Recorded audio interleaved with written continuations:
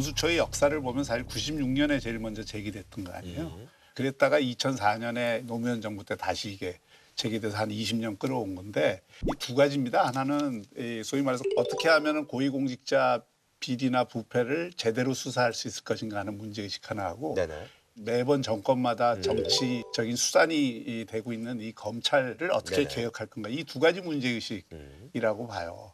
근데 2012년 문재인 대통령이 대통령 후보로서 그 당시 공수처 문제를 제기할 때는 전자의 문제의식보다도 후자의 문제의식이 훨씬 큰 거예요. 검찰 네네. 개혁에 대한.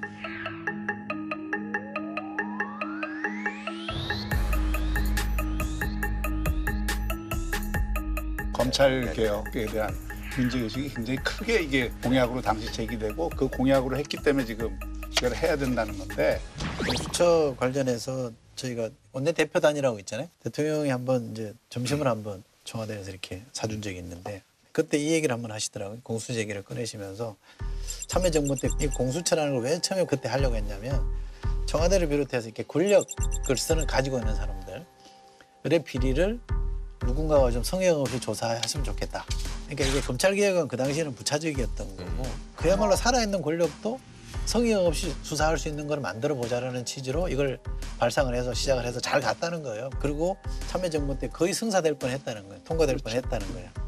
근데 마지막에 공수처가 다루는 대상 중에 국회의원을 집어넣는 바람에 안 됐다는 거예요. 국회의원이 포함되어 있거든요.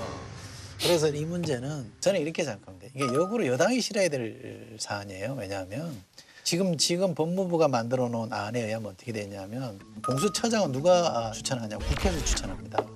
국회에서 2명을 추려서 국회의장이 합의하면 추천하게 돼 있고요. 또 인사청문회를 거치게 해놨습니다. 대통령이 실제로 사람을 임명하는 게 아니라 국회 추천을 받아서 하게 되는 사실상 국회가 지명하는 사람을 처장으로 만드는 조직을 만들어 놓으면 저는 성역 없이 부패 수사를 할 수 있다고 보거든요. 공수처가 생기면 제가 만약 공수처 검사라 그러면 야당보다는 여당이 타겟이 될 거예요. 야당을 비판하거나 잡는 거는 지금 검찰도 해요.